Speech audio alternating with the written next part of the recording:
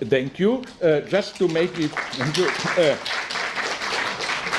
clear, of course, I will not be dealing with non-entities like Alan Johnson or John Gray and so on. I mean, read them. If you find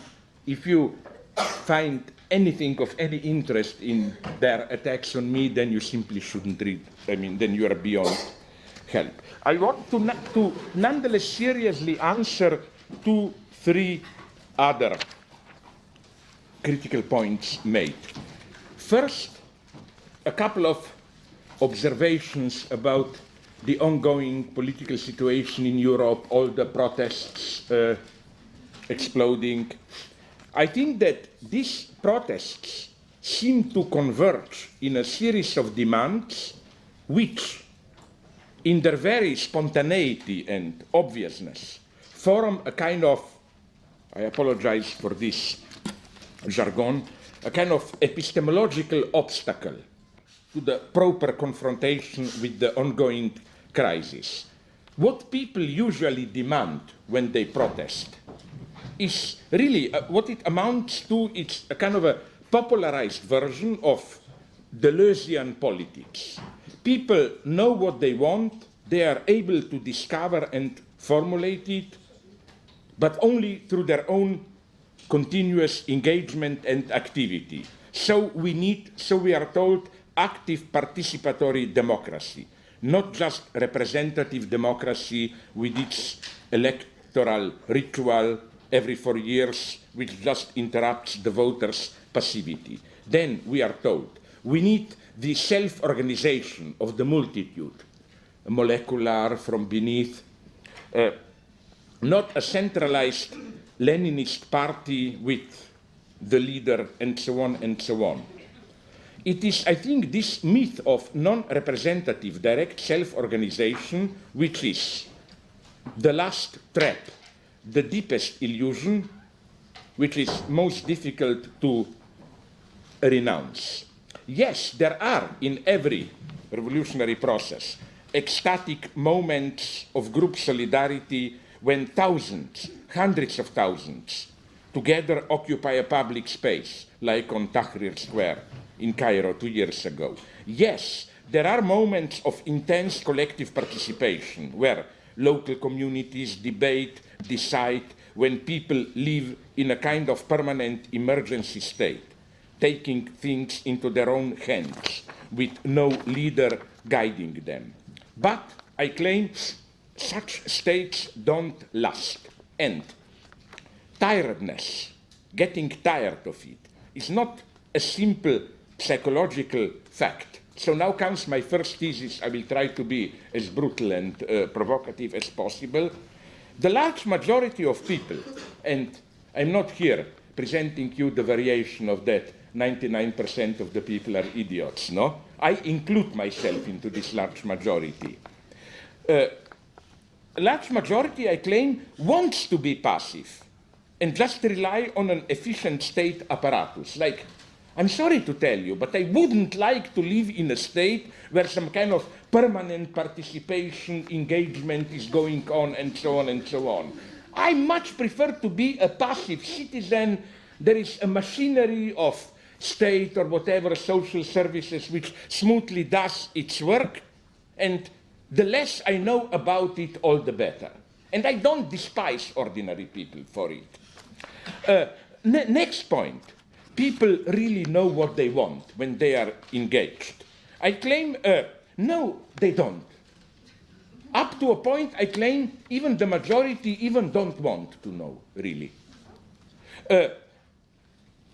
I claim that we should rehabilitate, of course, not in the old class sense, the term elite. What does a good politician do? A good politician absolutely doesn't follow or learn from the people what they want. No, he tells them what they want. And if he is a really good politician, people have this aha effect. Oh my God, how clear, now I know what I want. And again, I found nothing authoritarian or whatever in this. As to this molecular self-organizing multitude against hierarchic order and so on. Well, I always start to laugh because when I ask people, especially today, okay, give me an example of this, no? They told me, but you know what's going on in Venezuela? Factories being given to workers, they organize themselves in communes and so on and so on. Yes, but if you want a leaderless society, I somehow wouldn't exactly propose Venezuela as a model. You have the big fat guy on the top, which is absolutely inherent to this. It's absolutely naive not to see how, and it's a nice dialectical case, how, of course, sometimes it is happening in Venezuela, a kind of authentic, local, in favelas or elsewhere, self-organization outside the standard multi-party representative mechanisms. But I claim that the leader, which is precisely a kind of a trans-democratic leader, strong, charismatic leader, is strictly correlative to this low-level, elementary self-awakening of the people. They belong together. Is it as if you want real awakening of the people, then you need a charismatic leader on the top.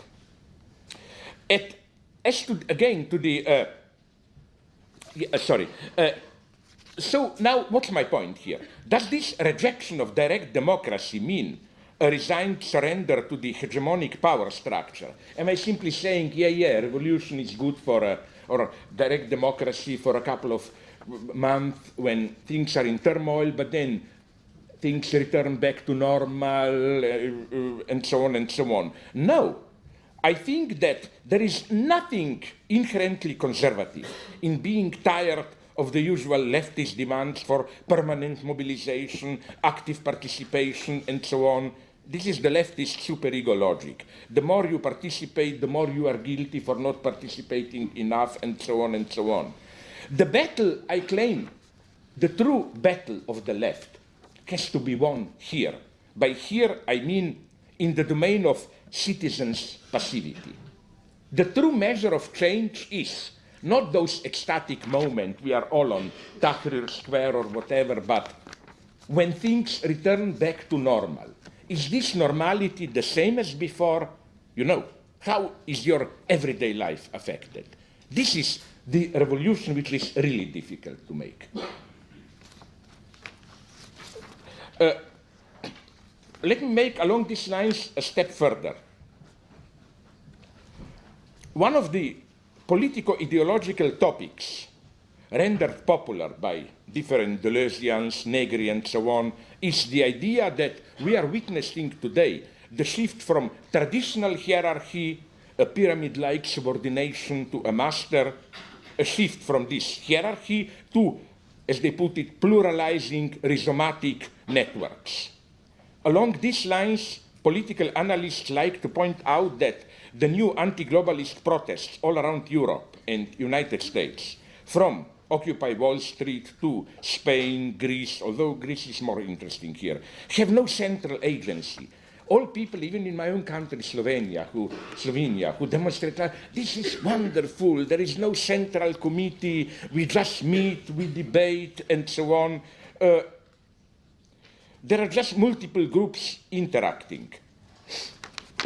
Again, what I'm tempted to say are two things. First, was it in this room when we had last year a round table where Wendy Brown was here, or in the other room? She made an extremely important point, and since I'm nonetheless a moderately polite person, I didn't want to provoke her too much by asking her the obvious question. Namely, you remember when she said how we leftists still behave as if we are fighting a hierarchic central paternal power, while today's capitalism power itself already operates in this, let's call it in fashionable terms, post-Oedipal, multitude way, and so on and so on. I mean, the question to ask, I wanted to ask her, but out of politeness I didn't, would have been, is this your family polemics? I mean, because my problem with Judith Butler is that she mostly writes as if the enemy is still some kind of patriarchal identitarian logic. No, as Wendy made it very clear, today's power itself, and this was clear to Deleuze up to a point also, today's power more and more already functions in this non-hierarchic multitude mode, which makes it, and that's the paradox, which makes it no less oppressive. Now, there is a step to be made here, which I'm nonetheless not ready to make it. And I admire my good friend, enemy, Alain Badiou, that he made this step, but I'm not ready to follow him here. Namely, there is something nonetheless wrong in what he did. This is my first reply to critics. My first critic is here, my best friend almost, Alain Badiou. In a recent interview, he published a short book together with, and this I will never forgive him, together with Elizabeth Rudinesco. A dialogue where it's quite shocking what they together proposed there. The idea is that since all this Deleuzian horizontal networking and so on is the way, as Badiou likes to put it, today's human-animal function, our utilitarian everyday life, the only way to break the spell of bourgeois ideology today is with a new master. That left should reinvent the master.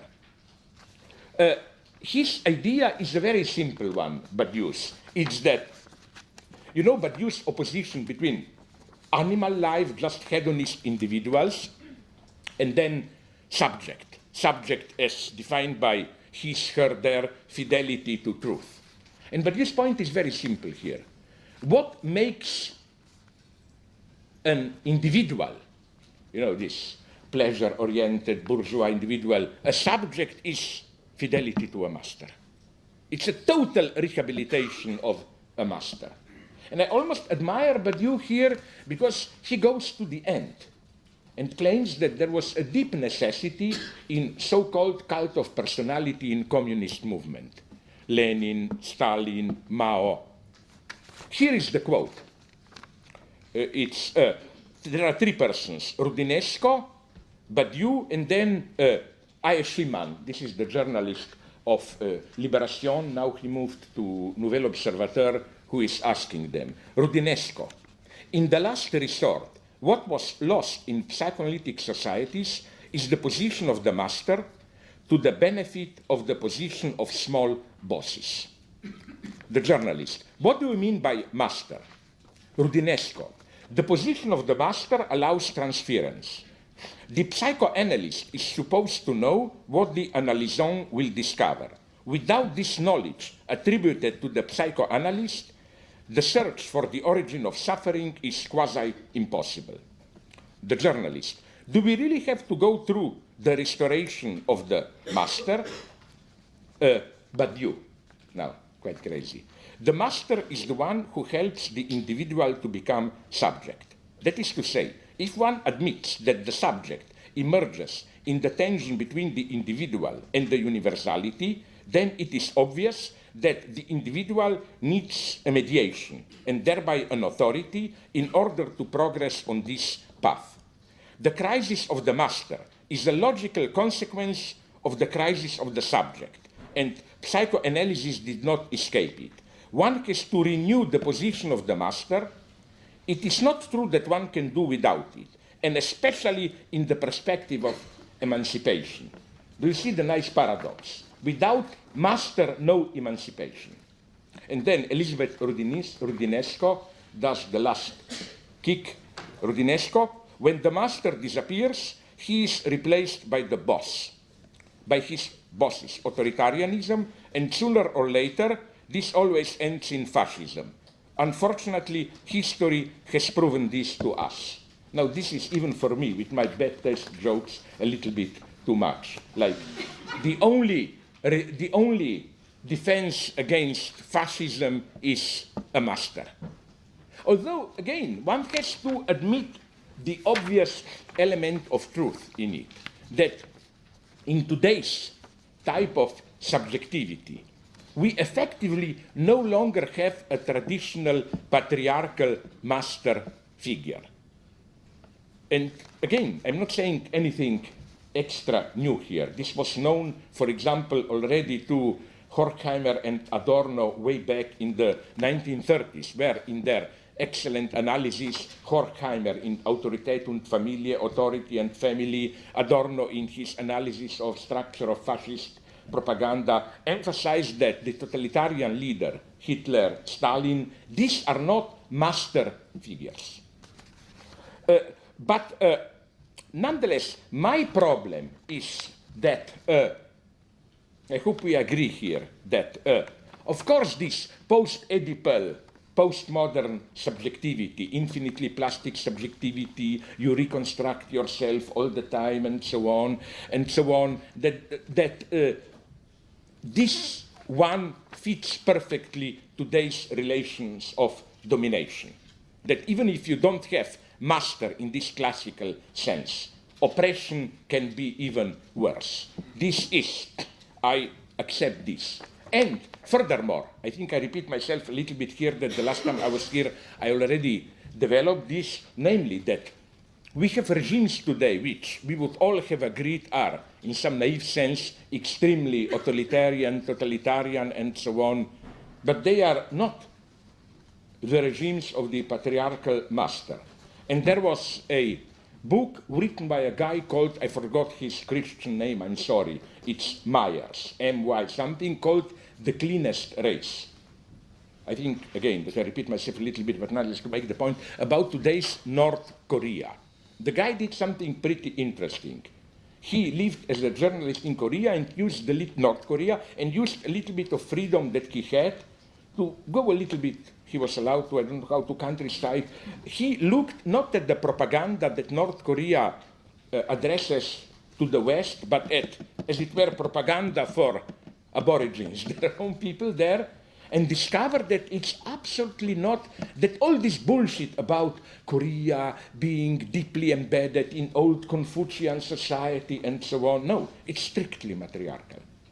And it's a wonderful, very simple book. But, for example, he draws attention to the fact that with all Stalinist retouching and so on, if you look at the official portraits of the leader, the old two ones, now it's different, who knows what will come out of this young guy, Kim Il-sung and Kim Jong-il, the official portraits don't try to obliterate, diminish their tummy, stomach, their stockiness. It's even emphasized. Like, there are some almost embarrassing portraits of Kim Il-sung where you see his stomach and even relatively strong for a man, breasts and so on. So this guy went deeply into it and discovered that the entire state metaphorics, its party and leader are mothers. And he gives some wonderful, maybe you know them, sorry, examples. I don't have now time to quote them all. For example, the most popular North Korean party song is dedicated to the Communist Party as mother. And it's an absolutely obscene song. It said, we Korean children, people are like children sucking milk from the big breasts of party, our mother, and we will never abandon your breasts. We need your breasts to survive. And then this guy provides another promise, another wonderful example. He did something ingeniously simple. He looked into the latest edition of the Korean official, like dictionary of Korean language, and looked at the two entries, mother, father. The entry mother is over one page. It goes into mother, all the definitions. First, the biological mother of a child, then metaphoric, mother of the family who takes care of all of them, and then, yes, as you expect, in a larger sense, the party is the mother of the people, blah, blah, with all the examples. And then father, one line. The man who helped the mother to become a mother. And then, in a more subtle analysis even, he claims, did you notice how Kim Jong-il, who now died, the middle leader, how he usually had some strange ordinary winged jacket, and his hair was kind of a, no? That he claims that this is the typical image of a Korean ordinary women who has these mass-produced plastic jackets and spends hours waiting for food and so on, that it's again a subtle maternal identification. Now, I am definitely not buying here the standard patriarchal bullshit advocated, unfortunately, by some Lacanians like Pierre Legendre in France, according to which, we should return to paternal authority. If you want more power to the women, you get North Korea and so on.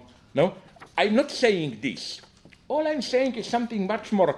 Of course, the first thing to note would be here that the obvious thing, which one can learn also from old histories that you know. If you are precisely a woman, beware of societies where you have a mother goddess ruling you, Then actual women are usually even more oppressed than in a standard patriarchal society. So, of course, this mother is a male myth. Of course, at the de facto level, male domination is absolute in North Korea. This guy reports on how even what you get in some communist countries where, as a rule, I remember from my youth and reading books, like to show how nonetheless we take care of women's rights, usually you have 3 ministries which were in socialist countries more or less reserved for women, They are, of course, the soft one where there is not real power. It's education, health, and culture, They can be left to women, but never the serious ministries. So again, of course, this is a mystified knowledge, but all I'm saying is, nonetheless, this simple fact that, and this is what was nicely formulated already by Horkheimer, that with all the oppressiveness, the traditional paternal authority nonetheless gave you a kind of a support within, for example, Protestant logic to oppose yourself to external authority. It's a great, I'm saying this shamelessly, a great civilizatory achievement to have in the ruling ideological structure a space for radical opposition, so that you can say officially, as it were, that it's my right to oppose, society is wrong, and so on. And here, patriarchal authority can, up to a point, play a positive role. But let me now make a step further. I nonetheless think, and Lacan is here much better than Badiou and Rudinesco, that this is an irreversible process. What is going on today is, I think, the final decline of the figure of the master as the symbolic authority and so on and so on. I think they are simply too nostalgic here, Rudinesco and Badiou. No, we cannot return. What happens today with whatever we call it, postmodern capitalism, is that the symbolic authority is fatally wounded. We cannot return to it. So, and I find especially strange from Badiou to advocate this return to the master, because, Badiou likes to emphasize, for example, in his book on the communist hypothesis, that the only politics can be serious politics can be the communist politics. All others are just pragmatic opportunism and so on and so on. Yeah, but I claim that we can only talk seriously about emancipatory politics if the master is not the ultimate horizon of our social life. If we cannot imagine a society which is not held together by a master figure, but in a different way, then we can pack our luggage and just say, okay, let's play pragmatic politics and so on and so on. So again, the challenges are great here. I think that in this debate, Badiou versus postmodern, fluid, plural, multitude figures of authority, I think that both poles are wrong. the structure of a master as well as this polymorphous multitude structure, it doesn't function. There is a challenge here. And there are some hints in Lacan or somewhere that you can have a social link which is not founded on the figure of the master. Next point, now I come more to criticism, would be, for which I'm often attacked, would be violence. That it's quite funny for me to read about myself, that I'm secretly fascinated by violence, that I'm dreaming about some I don't know, final explosion where it will be the purifying end of the world, whatever you want. No, again, I think that apropos violence, first one should demystify the problem of violence. In what sense?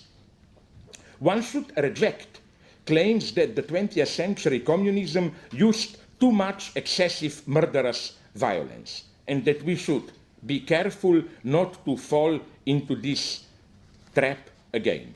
I mean, of course, in a way, this is true. But I claim that it's not the right way to approach what went wrong with the 20th century communism. Violence is not directly the cause of it. You know, it's not to say, as some naive Marxists do say. And somebody showed to me a book, just the quote, I didn't read it, of course, of Tariq Ali, The Idea of Communism. You know, the book which was published 1 year after the Conference on Communism, and our book, Ready, which was finished earlier, appeared only a year later. So you can make your own thoughts about it. How is it that a Verso author, the moment he heard about our project, The Idea of Communism, wrote quickly another book with the same title as an answer? Okay, there he says the tragedy of communism was that they forgot about democracy. They didn't, no, I claim, of course, it was terrifying, recourse to violence. But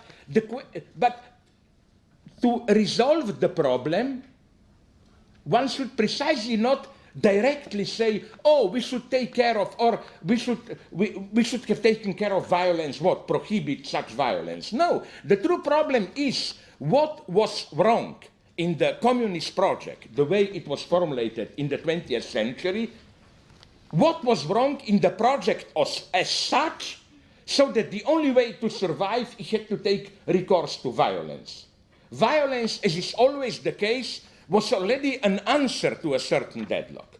So as I put it in my book, far from celebrating violence, I think that if we mean what we usually mean by violence, direct physical violence and so on, violence is always, from individual to collective level, a sign of impotence, basically. I mean, this is an old story, you know it. If your father beats you, slaps you, it may hurt you, but it all, as a rule, ruins his authority. The fact that the father slaps you means he was really impotent. He lacked proper authority. And it's the same socially. If you look at all the big explosions of violence, Hitler, Stalin, and so on. For example, what is arguably the greatest violence in Soviet Union? The late 20s, early 30s, the forced collectivization. This violence was one big proof that they were not able to approach properly the problem of peasants, farmers, collectivization, agriculture, and so on and so on. So again, it's stupid to say communists neglected the problem of violence or neglected the importance of democracy. No, this neglect is not simply the last cause. It's a reaction to some deeper failure. Now I will try to answer. I'm sorry for a relatively long quote. One of the critics of myself, it was formulated somewhere, I will even not quote the author because by mistake I dropped that reference. It doesn't really matter. It's a very interesting criticism of me because it is kind of a reaction to my refutal of the first level criticism. The first level criticism is, you know, all this Alan Johnson, John Gray, and Simon Critchley's stuff, that I'm fascinated by some violent explosion, blah, blah, blah. I'm really a coward who just dreams of some violence, blah, blah. Okay, now when these guys are forced to admit that nonetheless I'm not as crazy as that, then they change the argument and claim that what I am really doing is just putting in provocative terms an extremely common sense, obvious point, which is totally acceptable, but just not interesting. For example, when I say the problem with Hitler was that he wasn't violent enough. Okay, at this point, you get the heart attack of liberals. No, do you think he should have killed us all, Jews, or what? You know. But then when I add, in the sense in which Gandhi was more violent than Hitler, then they say, oh, it's just that he's making a totally common sense point, that one thing is violence in the normal sense of killing people, another thing is social change. And why do I have to put it in this confusing, provocative way, using the same word violence at both levels? Why don't I just say we have violence as killing people, torturing, which is unacceptable, and we have a radical social change, which is not inherently linked to violence. So that I'm just trying to make a scandalous effect, you know. But really what I'm saying is something even totally acceptable for a liberal. So that you will not say that I'm dreaming the argument. Please allow me 2 minutes, a long quote. Zizek is here using language in a way that is designed to be provocative and to confuse people. He doesn't actually mean that Gandhi was more violent than Hitler.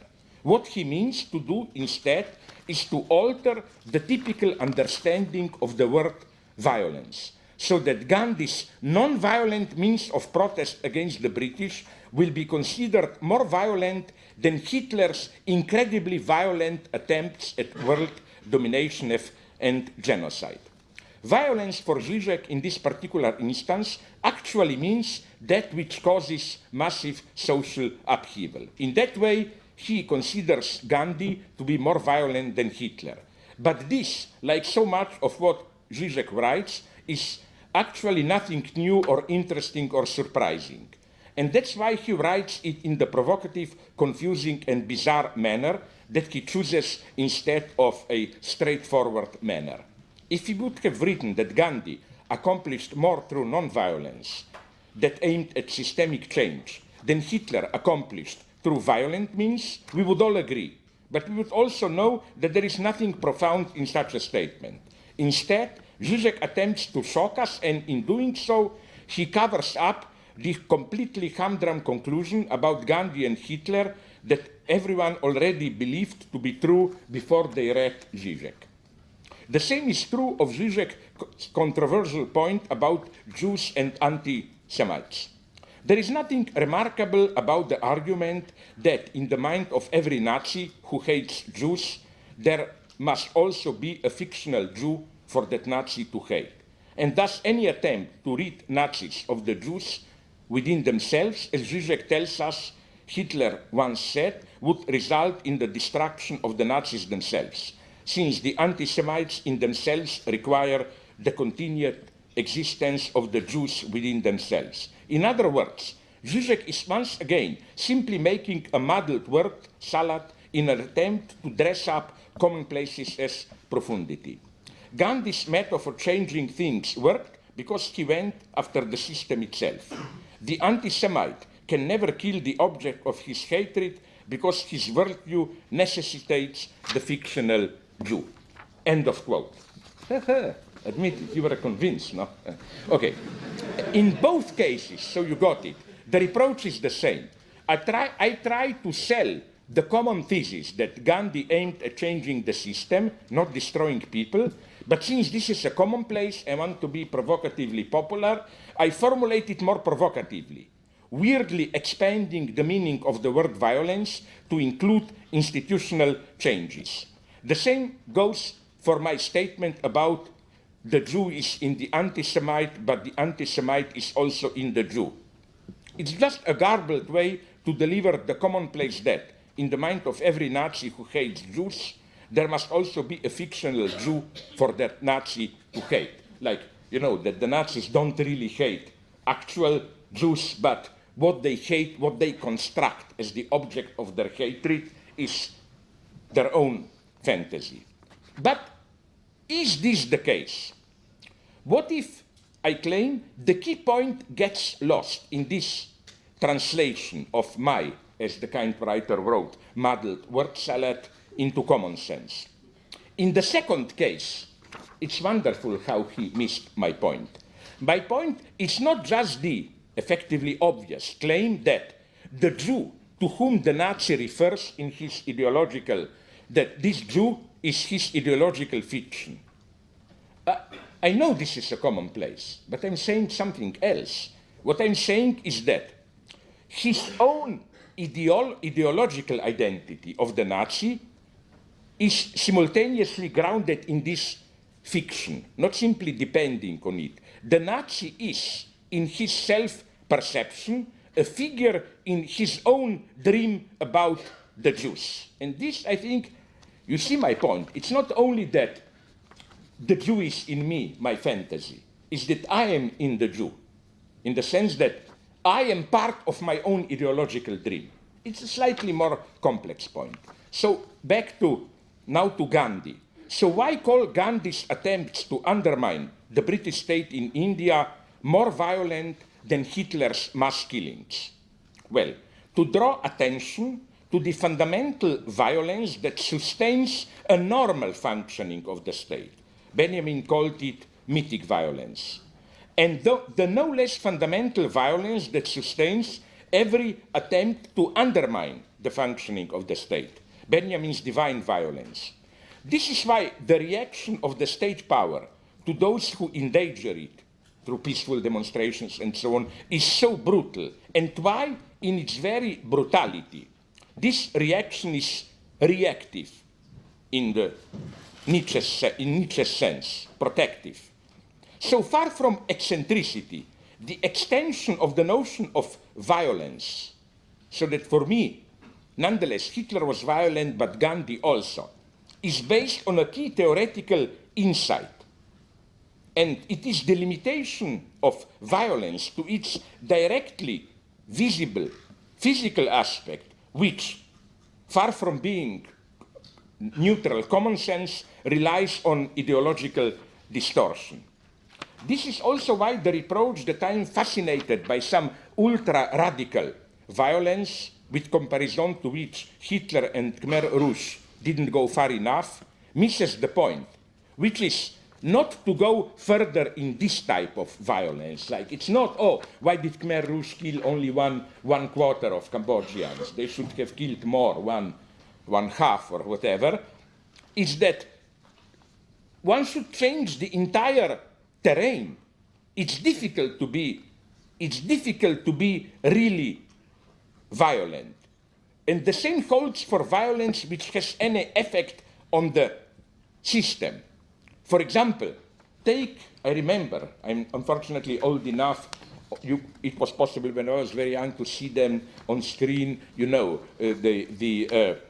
during Chinese Cultural Revolution, all those thousands of young people trying to get rid of tradition, smashing with even sometimes their hands, old monuments, and so on and so on.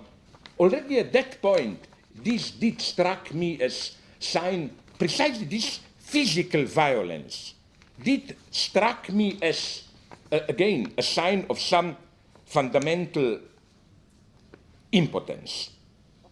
I am tempted to paraphrase here, again, the old Brecht. What is the robbing of a bank compared to the founding of a new bank?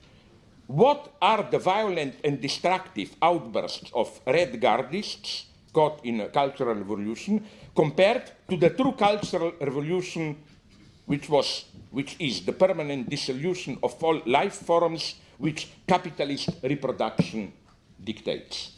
I mean, if we have to use the same, you see my point, the same, of course, violence, which I praise, the violence of social transformation, of course, and hopefully it's so, Of course, it's not necessarily brutal physical violence, but the precise point I'm trying to make is that brutal physical violence is an act of cowardice. It's always a reactive violence, an admission of impotence. You explode in brutal destruction when you can't do the, let's call it naively, real social change. Or, as it's a commonplace of leftist critique of Hitler, he had to kill millions not to change things, but precisely to prevent the real change to occur. In this sense, again, to see things in this continuum of violence, how the true violence is precisely radical social change, and it has nothing to do with physical violence. But again, if we simply say, no, but this is social transformation, why use the term violence? We lose this point, which is for me absolutely crucial, of seeing how all those big violent agents, Hitler, even Stalin, and so on, are really modest reactive guys. Reactive in the sense of that their violence was an admission of impotence, and so on and so on. So much about this. Now, let's go further. Problem, you will have to pardon me, another quote, long.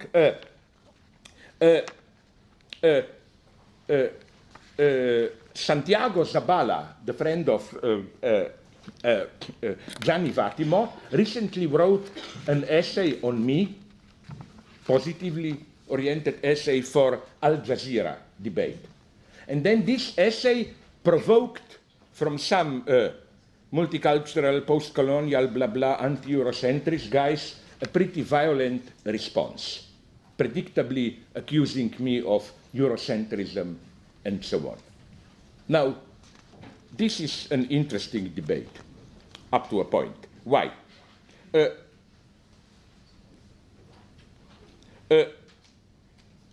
Here is the quote again. It's a guy called, he teaches, I think, at Duke. Yeah, do you know him? Is he as stupid as he in real life as he sounds? Okay. Here is the quote. I will be fair and, again, read you a long passage. As a non-European thinker, my senses reacted to the first sentence of Zizek's article. He is referring to my article on In Defense of Leftist Defense, a plea for leftist Eurocentrism, something like that. Here is what I say. When one says Eurocentrism, every self-respecting postmodern leftist intellectual has as violent a reaction as Joseph Goebbels had to culture, to reach for a gun, hurling accusation of proto-fascist Eurocentrist cultural imperialism. However, is it possible to imagine a leftist appropriation of the European political legacy? That's where he quotes me. And then Mignolo, goes on. My response to that paragraph is the following.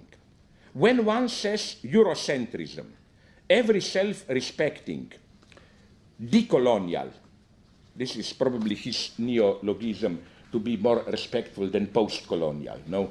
This is the good term. Decolonial intellectual has not as violent a reaction as Joseph Goebbels had to culture, to reach for a gun, hurling accusations of proto-fascist Eurocentrist cultural imperialism. A self-respecting decolonial intellectual will reach instead to Frantz Fanon. And then there is a quote from Fanon here.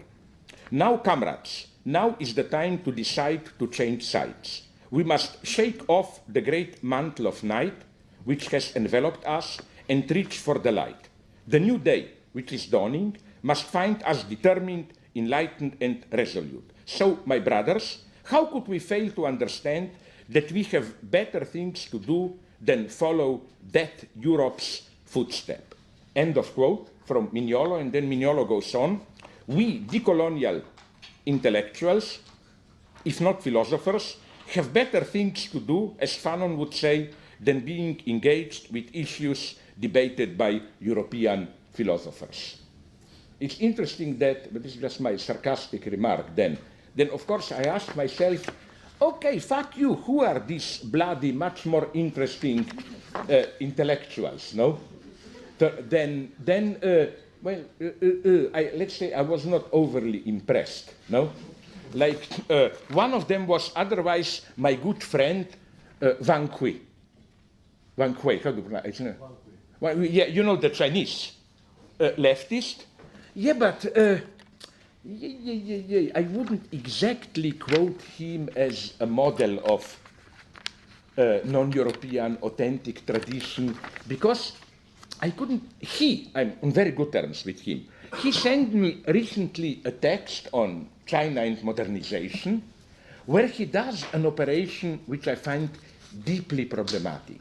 He tries to be, I'm not kidding, what I would have called, who was the bad guy who did market economy? Milton Friedman. Like, left Friedman. What he tries to do is to oppose real just market exchange and its capitalist distortion through monopoly and so on and so on.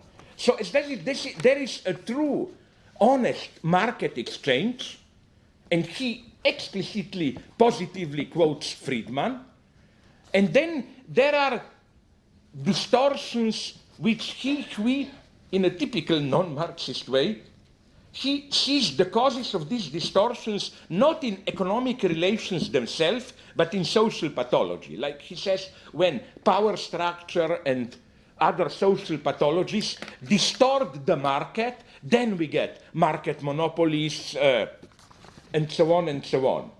Sorry, as you probably know, I'm all the time attacked there, far from being a dogmatic Marxist. But nonetheless, I think that there is something in the demonstration of Marx, how the development from this idealized, simple, just market exchange to exploitation, monopoly, and so on, it's an immanent one. That you cannot just put the blame on social distortion and then let's restore. Okay. Now let's go back to Mignolo. So what Mignolo proposes is thus a version of Baudrillard's battle cry, Oubliez Foucault, Forget Foucault, you know, a short book by Baudrillard. Mignolo's proposal is forget Europe. We have better things to do than to deal with European philosophy, even better things than endlessly deconstructing. Mignolo explicitly includes also deconstruction in it. Like, this is still endless narcissistic self-probing. We should simply step out. But, the irony here is that this battle cry obviously did not hold for Fanon himself, who dealt intensively and was proud of it. And like the first obscenity seems to me, how dare he to quote Fanon? Fanon is my hero. That's why I defend him against soft guys like Homi Bhabha, who wrote long text trying to neutralize, normalize Fanon. Like, no, he really didn't mean it with killing and violence. He meant some sublime gesture where there is no blood and nobody is really hurt and so on. So let's face it, Fanon dealt extensively and intensively with Hegel, psychoanalysis, Sartre, even Lacan. So when my third reaction, now paraphrase, would have been, when I read lines like Mignolo's, I reach not for the gun, but for Fanon, for this Fanon. I'm sorry, a long quote, I quoted already in one of my books, but I love it. This is Fanon. This is true post-colonialism. Fanon says, I am a man, and what I have to recapture is the whole past of the world. I am not responsible only for the slave revolt in Santo Domingo. Every time a man has contributed to the victory of the dignity of the spirit, every time a man has said no to an attempt to subjugate his fellows, I have felt solidarity with his act. In no way does my basic vocation has to be drawn from the past of peoples of color. In no way do I have to dedicate myself to reviving some black civilization unjustly ignored. I will not make myself the man of any past. My black skin is not a repository for specific values. Haven't I got better things to do on this earth than avenge the blacks of the 17th century? I, as a man of color, do not have the right to hope that in the white man there will be a crystallization of guilt towards the past of my race. I, as a man of color, do not have the right to seek ways of stamping down the pride of my former master. I have neither the right nor the duty to demand reparations for my subjugated ancestors. There is no black mission. There is no white burden. I do not want to be victim of the ruse of a black world. Am I going to ask today's white men to answer for the slave traders of the 17th century? Am I going to try by every means available to cause guilt to burgeon in their souls? I am not a slave to slavery that dehumanized my ancestors. It would be of enormous interest to discover a black literature or architecture from the 3rd century before Christ. We would be overjoyed to learn of the existence of a correspondence between some black philosopher and Plato. But we can absolutely not see how this fact would change the lives of 8-year-old kids working in the cane fields of Martinique or Guadeloupe. I find myself in the world and I recognize that I have one right alone, that of demanding human behavior from the other, and so on and so on. Sorry, but that's my position. And he was not a soft guy. He knew what is violent revolution, and so on and so on. So, again, I found very weird Mignolo to focus on Fanon. What Fanon, end of quote, of course, clearly saw is that today's global world is capitalist and as such cannot be effectively problematized from the standpoint of pre-capitalist local culture. This is why I think Mignolo's view of the anti-capitalist struggle is deeply flawed. Here is, another quote, which really condenses all that I'm opposed to. Mignolo, again. As we know from history, the identification of the problem doesn't mean that there is only one solution, or better yet, we can coincide in the perspective of harmony as a desirable global future, but communism is only one way to move towards it. There cannot be only one solution simply because there are many ways of being, which means of thinking and doing. Communism is an option, not an abstract universal. In the non-European world, communism is part of the problem rather than the solution, which doesn't mean that if you are not communist in the non-European world, you are capitalist. So the fact that Zizek and other European intellectuals are seriously rethinking communism means that they are engaging in one option, the reorientation of the left, among many, today marching towards the prospect of harmony, overcoming the necessity of war, overcoming success and competition, which engender corruption and selfishness, and promoting the plenitude of life over development and death. End of quote. I claim that, first, Mignolo relies here on a totally naive, for me unacceptable, distinction between problems and solutions. Like, we can all identify the problem, today's global capitalism, but different cultures have different solutions. If there is a thing we really know from history, is that while it's true, the identification of a problem doesn't mean that there is only one solution, there also is not only a single identification of the problem. When we encounter a problem, like a global economic crisis, we get a multitude of formulations in what this problem resides, which are its causes. Like, everybody more or less agrees, we, at least in the developed West, are in some kind of a crisis. But what you will get from different positions is not only different solutions, but simply different identifications, definitions of what the problem is. For example, a radical neoliberal will say it's not too much state regulation, it's on the opposite, that we didn't push enough for state-free liberal society and so on and so on. A Catholic would have said, a Catholic capitalist ecologist as a representative of the Pope said, and there is maybe God punished Pope, because did you see what happened? The moment, a couple of minutes after Pope renounced resignation, it strike on, no? So maybe there is God, but you never know, no? Sorry. So what I want to say is that these different identifications of the problem form a dialectical unity with proposed solutions. I think the first thing to reproach, again to Mignolo, is this absolutely naive opposition of we all see what's the problem, we have different solutions. No, all definitions of the problem are always already formulated from the perspective of a possible solution. Like I was just mentioned the church. One apologist said it's crucial to see that today's crisis is not about capitalism, but it's a crisis of morality. I mean, this definition, obviously, of crisis is not neutral.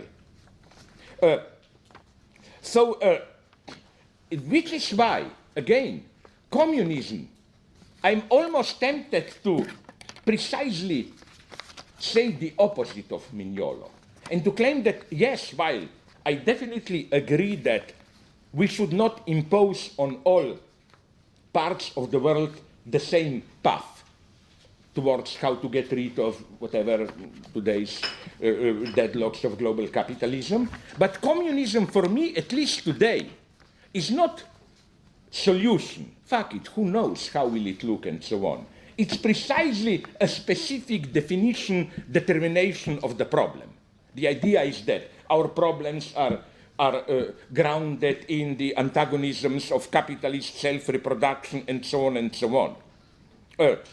On the contrary, Mignolo's identification of the problem, I think, is worth reading carefully. You remember, I will read it again. Here is how he defines our common goal. Allegedly, we all share this opinion. Marching towards the prospect of harmony, promoting the plenitude of life. Well, certainly not my goal, you know. That's what he thinks is a formulation of what we all share. The problem, what is for him the problem? I quote again, the necessity of war, success and competition which engender corruption and selfishness, development and death. So his goal, harmony, plenitude of life, I think it's total empty nonsense. It's an empty signifier which can mean many incompatible things, precisely depending on how we understand plenitude and life of harmony. For example, I can well imagine a fascist saying, yeah, Jews and Marxists introduce this harmony, so, life of plenitude and harmony, absolutely, and so on. The fast equation of development and death, as well as abstract rejection of war, corruption, and selfishness, are no less meaningless abstractions. So again, you see the problem that Mignolo encounters the moment he says we share the same goal. And then he proposes his definition of the goal that absolutely I don't share. And I think that would be, but I don't have time to develop it now. Not to, that's why. Yeah, no, don't worry. I'm already almost half into it, so not worry. Yeah. Okay. No. Yeah. What I'm saying is that you see, don't misunderstand me here. I'm much more politically correct in serious sense of anti-wrong Eurocentrism that I may appear. My critique of Mignolo is not that he neglects Europe, but in his primitive anti-Eurocentrism, he is way too Eurocentric, in a naive sense that what he defines as this broader perspective doesn't work. So what Mignolo offers are not alternate modernities, but I'm tempted to say alternate postmodernities, like we know what's the problem, capitalist modernity, but each of our culture has its own way to step out, and so on and so on.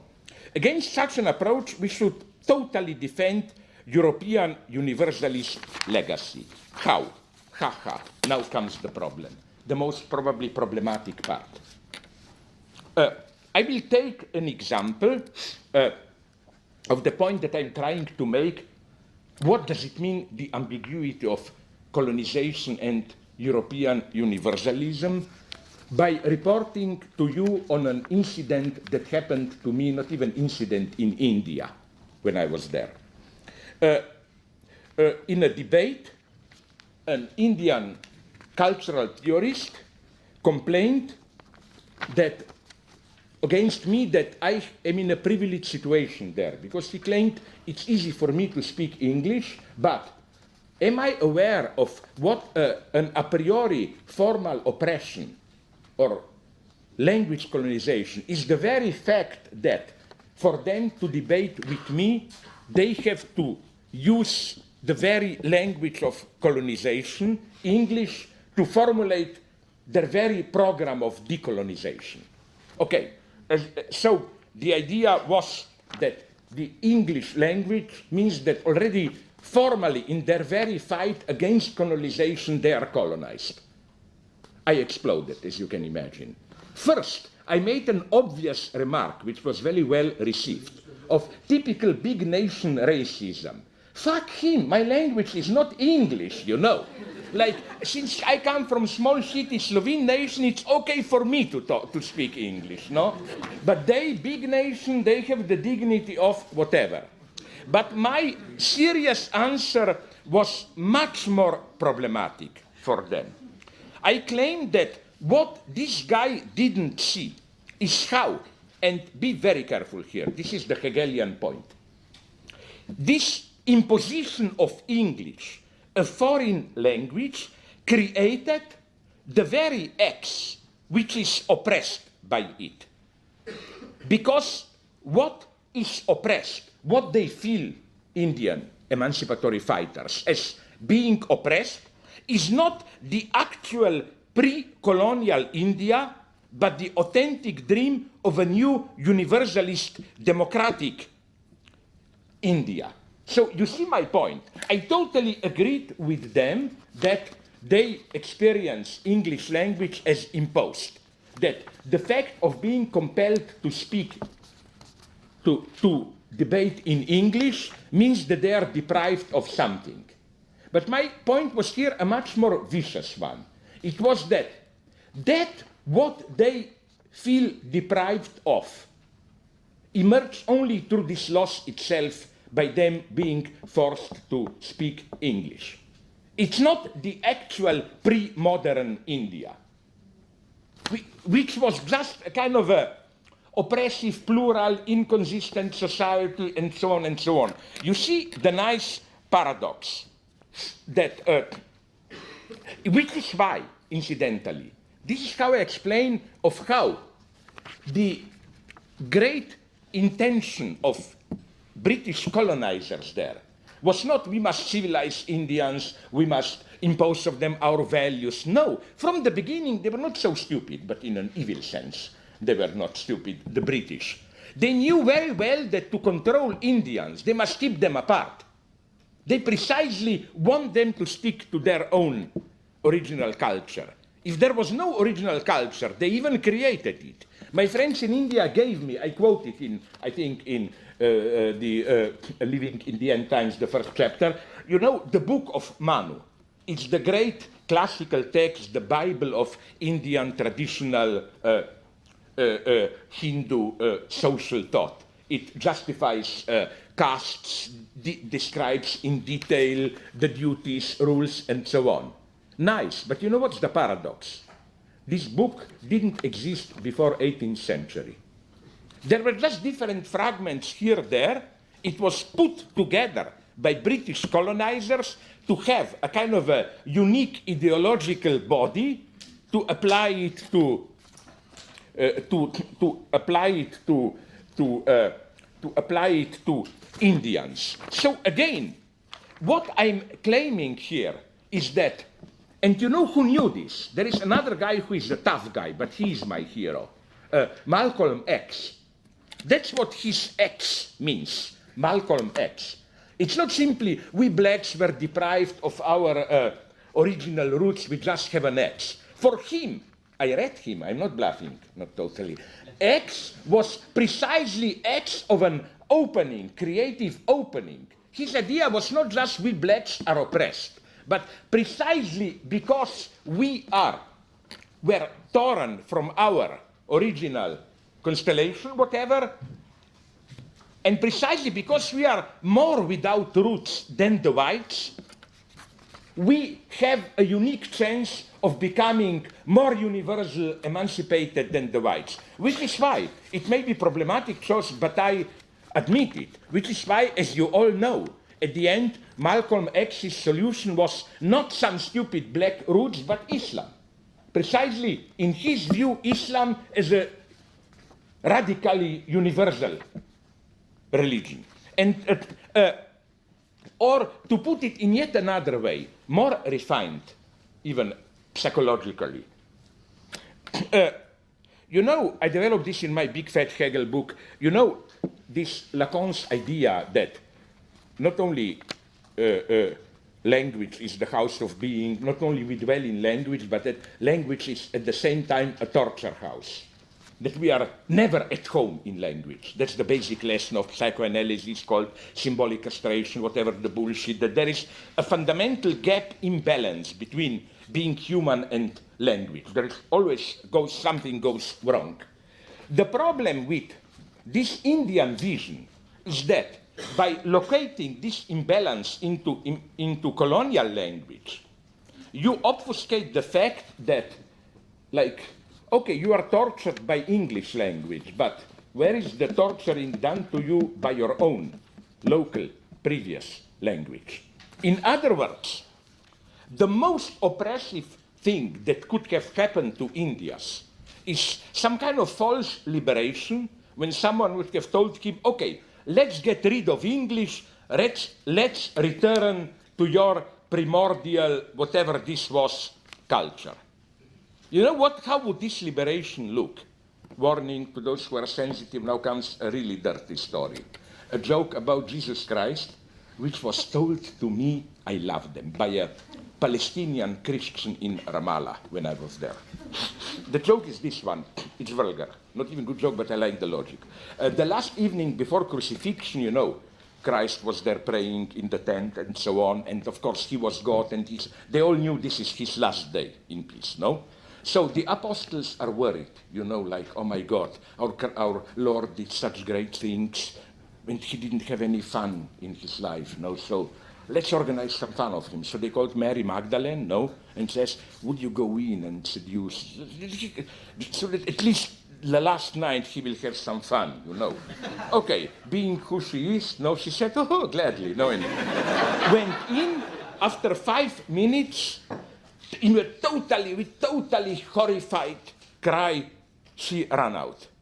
And they asked her, no, don't worry, Christ is a good guy. He didn't rape her or what. Much worse.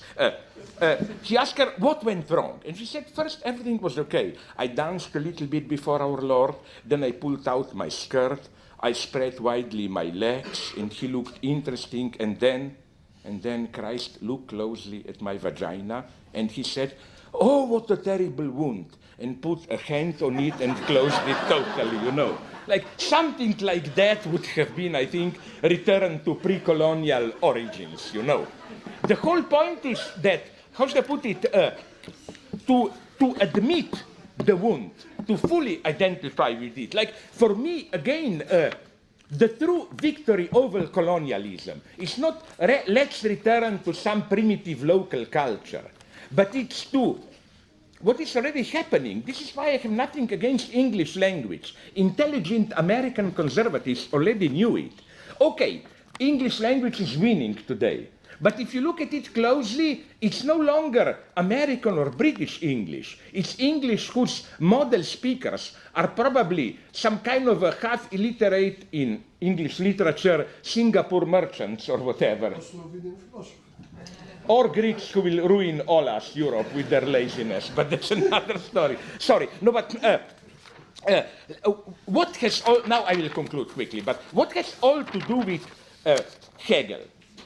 I'm so sorry I don't have time to do it because, you know, I'm getting tired of politics. It may surprise you. I am now in the middle, even already finishing, a big new book on Hegel, which will not be as long as the other one. It will have just 600-700 pages. I'm there now. And I focus precisely on this, how the Hegelian dialectical process is not this type of, from some immediate unity, you have split, and then magically synthesis again. No, at the beginning is the fall for Hegel. The good example would be this Indian example. You have a pre-colonial situation. We shouldn't demonize it. Maybe it was worse, maybe it was better. The problem is just that it was something, as it were, totally different. And also we should not forget there was nothing immediate, substantial about it. It had its own, and the problem is then something new happens, like British colonization, and something is lost. But what is lost is not what was actually lost. What is lost is retroactively created through this very loss. And if you think I'm dreaming here, that's the whole point, for example, of Hegel, of in his reading of Christianity. He says it openly, that paradise is simply stupid animal kingdom, that fall comes first. Fall itself creates what it is the fall from, that dimension. So again, for Hegel, overcoming the fall does not mean you somehow squeeze back to purity. It means that you fully immerse yourself into the fall, and as it were, you see the liberating potential of the fall itself.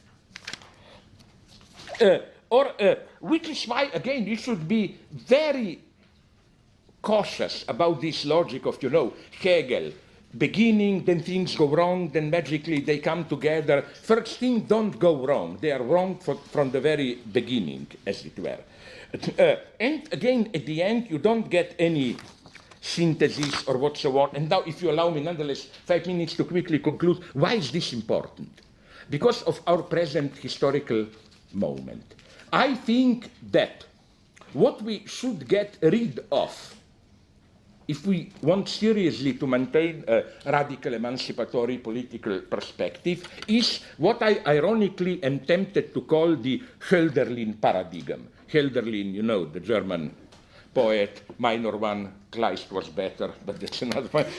You know his famous line quoted endlessly by Heidegger and others, wo das Gefahr ist, wächst das Rettende auf. Where there is danger, the redeeming or solving solution arises also. This reading that today we are approaching some 0 point of extreme danger alienation, but this danger at the same time renders possible the solution. You know, like we have this in Marx clearly.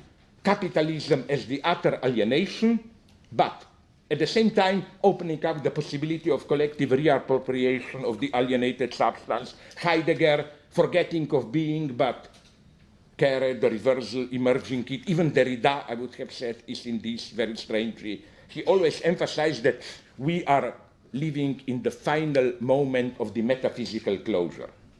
That, you know, like metaphysical closure is coming to its end, exhausting its possibility, and so on and so on. I think that what we should learn from Hegel is precisely that this entire paradigm is to be dropped. That what Hegel calls reconciliation is not some magic solution, but it's precisely to this reconciliation with the evil, the fall itself, to see how what appears as evil is at the same time the very recourse of our salvation, like what Malcolm X saw. Yes, X, we were terribly, brutally deprived, but this deprivation, depriving us, white slaveholders, of our black roots, gives us a unique possibility of being universal subjects of emancipation, and as it were, beating the whites at their own terrain. So but this solution is not now I'm really concluding, is not a cynical one, namely a cynical one in the sense of, yeah, okay, we need fall to redeem ourselves, so we should manipulate or whatever. With this I will conclude. I think rather that if there is a lesson, progressive one, from the ongoing crisis, it's that cynicism doesn't work. I was still surprised how even a guy from whom I would have expected more, my good friend Fred Jameson, again recently repeated that old stupidity that we live in cynical times where ruling ideology no longer takes itself seriously, so we don't even need today critique of ideology. We no longer need that delicate Hegelian conceptual analysis of discerning the inconsistencies, the voids of argumentation. Those in power are brutal. They admit everything more or less openly. We live in post-ideological, cynical times. You will never surprise those in power by demonstrating to them that they are lying, that they are inconsistent, and so on.